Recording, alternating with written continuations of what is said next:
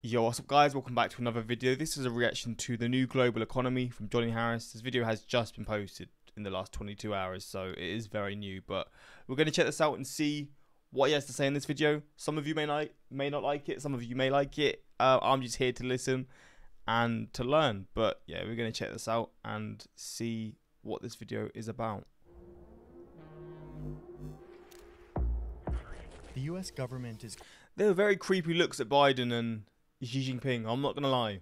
Bit creeped out there. quietly reshaping the global economy in ways that will change our world forever.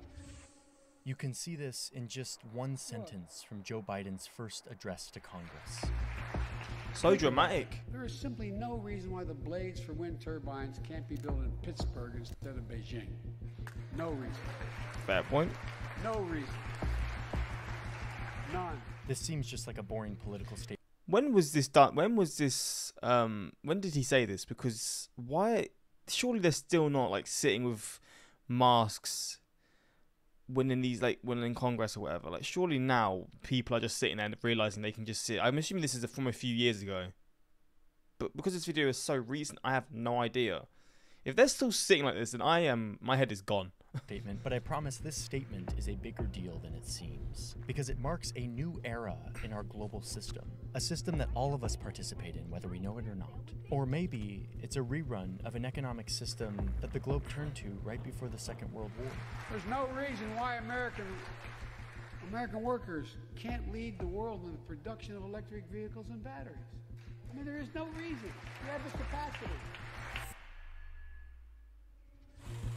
In this video, I want to peek under the hood of the endlessly complex and fascinating global economy, to show you just how deeply connected we've all become, and how those connections are being cut and weaponized. All of this thanks to new threats, new risks, new realizations, new values, and above all, a new rivalry between two great powers. This is the world that we are moving into. It's how things will work for decades to come, and it's important that we understand it. Let's get into it. So let me give you an overview of what is becoming the new global economy.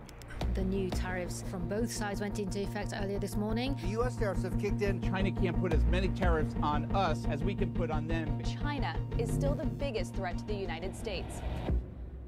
Folks, we need to make these chips right here in America. Hey, so for a long time, I've been at war with marketers, people who call my phone even though I don't want them to, and who send me emails even Secure though in the I never bag? gave them my email address. Bro is secure in the bag. Incognito. Well, let's see the ad. Let's see that the link to, I don't know, help him get the ad. Name has been taken off of. I want them to get the money. Every time I see an ad, I want them to get their money. So I'm letting it run to see how you can do it, I guess. Best part is, you get to watch the progress, all on this nice dashboard that tells you what lists your name has been taken off of. I recently learned just how pervasive these data broker lists are. Like, they use it not only to like fill up your inbox with spam, but also when you click the link, you get a pretty big discount. .com/Johnny Harris. When you click the link, you get a pretty big discount. It's like 60% off when you sign up for the annual plan. I do the annual plan because once you're taken off these lists, you immediately get put back on, and Incognito constantly monitors month after month to make sure that you stay off these lists. So yeah, big discount. Click the link in my DM. Come on. You feel like you have a little more privacy in your life. Let's dive into this story. It's a big one, it's an important one, and I'm excited to share it with you. The economy that we live in, that we all take for granted, is actually relatively new. The clothes that you're wearing right now, the computer or the phone that you're looking at to watch this video, the materials that your house is made out of, the fibers in the blanket that you use at night, the food you eat, all of it is a product of perhaps one of the most significant achievements of our species: global trade. Okay. Early on, humans discovered the magic that occurs when a group of people specialize in producing something valuable, like grain. They make more than they need, and then they take that excess and they give it to another group who also made too much of something because they specialize in a specific thing, maybe textiles. And through this exchange, both parties benefit way more than they could on their own. It was this kind of cooperation that leveled our species up beyond any other animal on Earth. So we just kept doing it. In fact, the history of our human civilization is largely the history of people trading on an ever-growing scale. Today, this is normal. We call it the economy. By the time the 1900s rolled around, we had a pretty connected world. There was global trade all over the place. But it was still pretty clunky. Everyone had different trade rules, different currencies. Countries were worried that foreign products would threaten their domestic producers, so they put up trade barriers and imposed big tariffs on stuff coming into their country. Then 70 years ago came that war that almost tore this world apart. Oh God, not those people. Out of the ashes of that war, the US emerged as the most powerful country ever. It had troops and influence in every corner of the globe. And with that new power, the US and its allies wrote a new playbook for the world economy. They would make it so that the US dollar was the top currency. Everything would kind of be pegged to the US dollar. This helped stabilize the whole system. It helped it move more predictably. It helped countries send and receive money across borders. The US also got countries together with the goal of lowering the taxes imposed on products flowing in and out of their country, tariffs. And through all these efforts, all these new rules, borders opened up. Investors could put their money almost anywhere on Earth to grow new businesses. Corporations could look to faraway lands for cheaper workers to set up their factories. The world became one big market, and it started to benefit hundreds of millions of people.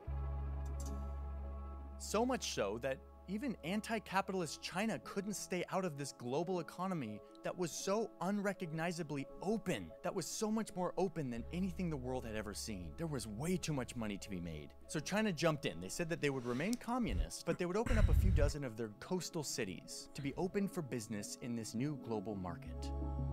Millions of China's rural poor flocked to the coastal cities, these gateways to the global market. They showed up ready to work, and to work for cheap. A world away over in the United States, corporations looked at all of their factories in places like Detroit and Buffalo and realized that it would make a lot more sense for them to move all of these factories to China, where they could pay workers a fraction of the wage. And spoiler alert, all these coastal cities in China that opened up to the global economy soon looked like this. Hundreds of millions of people in China lifted out of poverty and thrust into this new middle and upper class, all thanks to the magic of the global economy, based on the rules and policies that the US had set up after World War II. It was so good for China and a bunch of other countries, but for the many Americans whose jobs had just been given to someone in like Shanghai, this didn't feel like magic. It felt like betrayal, like a recipe for poverty and ghost towns. This China shock was one of the first big tastes of the economic pain that this global economy could inflict on huge numbers of people. But to everyone else, it was totally worth it, because thanks to this system, people were suddenly seeing prices at their stores drop further than seemed possible. Washing machines, shoes, tools, toasters, couches, shirts, socks, toys, mattresses, lawn chairs, anything you can think of is now flowing from Chinese factories and available for dirt cheap at your local Walmart, all while transforming the lives of people in places like Vietnam, India, Chile, and Thailand, who saw huge economic growth during these years. Everyone's benefiting at this point, other than I guess the workers in the US or in the countries that are making factories in these low-income countries to make it cheaper. I guess the people in those countries were the ones who were really suffering, because everyone else seemed to have been benefiting more than ever. So by the 80s, China's fully in the global economy, and it is a gravy train. The US and UK both elect leaders who love this free trade global capitalism. More trade, not less, is the wave of the future. The new system was boosted by all of this new technology that was coming out, making it easier to pass information across borders, to move money, to move people, to move goods across the globe. A globe that used to be vast and daunting and closed, but now just looked like a giant marketplace. All of this transforming in a matter of decades. But I need to call something out that is very important and that is maybe not obvious at this point, which is that the seemingly magical process that made the world economy do this wasn't actually thanks to technology. It was thanks to humans' most amazing invention, most amazing technology, policy. Words on a page that establish rules that countries and people promise to obey. If we all believe and obey these rules, it creates the conditions that made the world into a giant marketplace where a corporation could source whatever they needed to make their product from anywhere in the world, whatever made the most economic sense. Soon, products as simple as a t-shirt would travel along an unfathomably complex... The journey of a single Zara t-shirt.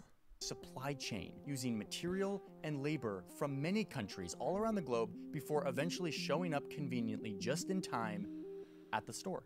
Policy had created mass cooperation between billions of people who don't speak the same language, who don't know each other, but are somehow all getting in on the same market. This mental construct of economic policy is what created globalization, the globalization we know today. And what's crazy to me is that if you tinker with the policy, if you mess with this, you can reverse a lot of this globalization, which is exactly what's happening right now. There is simply no reason why the blades for wind turbines can't be built in Pittsburgh instead of Beijing. Okay, but let's stick to our timeline here. We're kind of in the 90s. And I'll tell you, people in the 90s would have never guessed what direction this story is about to go. The Soviet Union had just fallen. Free trade and global capitalism had unambiguously beat communism, and the magic of the free market was seen as the solution for pretty much everything. Free trade had just ended global conflict between these great superpowers, maybe forever. Free trade was eradicating global poverty. Free trade was pushing countries to adopt democracy. And here's Bill Clinton, giddy about how good it's all going, predicting that free trade would bring democracy to China. The more China liberalizes its economy, the more fully it will liberate the potential. Wow, this is a different world. I guess at this point in time, they were like, was there like relations between China and the US actually like seeming like they could be on terms where, like today, it's unimaginable where there'd be, I don't want to say allies, but they would get on. I guess they did get on. To be fair, I mean they were trading with stuff and all these kinds of things. And then I guess it is when Xi Jinping came in charge, it just sort of all went tits up. Really, is that when it is? Because I've done a video like reacting to his journey and his life, and it seemed like China was sort of making like sort of moves to sort of, I don't know, not really be as much of a communist country. Maybe it was still the sort of the political view of the country, but they're sort of making moves, sort of striding away from it, and then Xi Jinping's just done a whole 360 on that, and it's like, yep, we're now going very hard on this. But yeah, in these times, what, 25 years ago, 20 years ago, yeah, like 20, 25 years ago, it seemed like it was the goal to become somewhat allies, in a sense. Of its people. God Their damn. initiative, their imagination, their remarkable spirit of enterprise. And when individuals have the power not just to dream but to realize their dreams, they will demand a greater say. Free trade would prevent our age-old human curse, war, by so deeply entangling countries in mutually beneficial deals that it wouldn't make sense to fight. After all, free trade had turned Europe from a continent ravaged by war to this tightly knit group where everyone's holding hands and smiling together. Why wouldn't this naturally just happen to the whole globe? China continued to make stuff and send it to the United States. Our dependency on them and them on us continued to grow, and that would surely prevent any conflict, right? No. It's looking like that's not how it's going to turn out. In fact, it's kind of the opposite. The new tariffs from both sides went into effect earlier this morning. The US has imposed 10% tariffs on $200 billion worth of Chinese imports. China is our military's most consequential strategic competitor and pacing challenge. In a relatively sudden shift, governments around the world are undoing a lot of this globalization, this solution to all of our problems. They're rejecting it. India is paying companies to keep their production within their own borders, especially for important industries like pharmaceuticals and electronics. South Korea is giving taxpayer money to companies to produce green energy infrastructure instead of waiting for the free market to come build it. Japan is paying companies to move production back to Japan and to move their supply chains away from China. God, it's like literally, like we're now going to the complete opposite of what's been the case for the last, so like since the World War II, pretty much. Oh wow. This is a lot. Australia is using taxpayer money to encourage mining companies to establish the processing of rare earth mineral facilities within their borders instead of abroad. Nigeria is imposing restrictions on foreign goods that they want to see produced domestically, like rice and cement. They don't want to be reliant on other countries. And then you've got Europe, where tons of countries are investing government money and protecting homegrown industries that have always been directed by the global economy, like energy, agriculture, and cars. The government getting involved in these markets incentivizes companies and consumers to make and sell these products in country as opposed to looking abroad at the global market. And of course, leading out on all of this is the OG of the modern free market global economy, the United States, who is suddenly changing course from how they've been operating all the way up until like Obama. Like Obama spent a great deal of his time trying to increase free trade, especially with Asia. Then first under Trump and now under Biden, the US is overhauling its economic policy to turn back some of this free trade. And what's crazy is that both Republicans and Democrats seem to agree that we should do this, and fast. I mean, there is no reason. You have the capacity. Some of these policies include huge government spending bills like the CHIPS Act, which would Probably the most recognizable like story relating to this global economy stuff, right? The chips. allocate over $50 billion government dollars to companies that produce microchips here in the United States, instead of in Asia, where the free market had pulled them to set up. This is also happening in other industries that the government has deemed vital, like critical minerals, cars, and clean energy. But they're not just giving subsidies, like it's not just government money washing down on all these industries. It's also barriers. Biden is imposing tariffs on imports, which protects domestic producers of certain industries because they no longer have to compete with the global market. They're also banning American companies from selling certain products to China. They're increasing scrutiny on any investment that comes in from places like China. Like, this is a big shift. And the question is, what happened? How did we get from this free trade heyday that was supposed to usher in world peace to this? Markets have been whipsawed all morning and now afternoon by this ongoing trade war with China. The short answer is one word. The answer to all of this: protection. Here's my list of 4 protections that best explain this big shift in economic policy. First, workers, which we already kind of talked about briefly with the China shock. For all the winners of the global economy, there were lots of losers, and a lot of them were communities who found themselves out of work as their jobs went to cheaper overseas locations.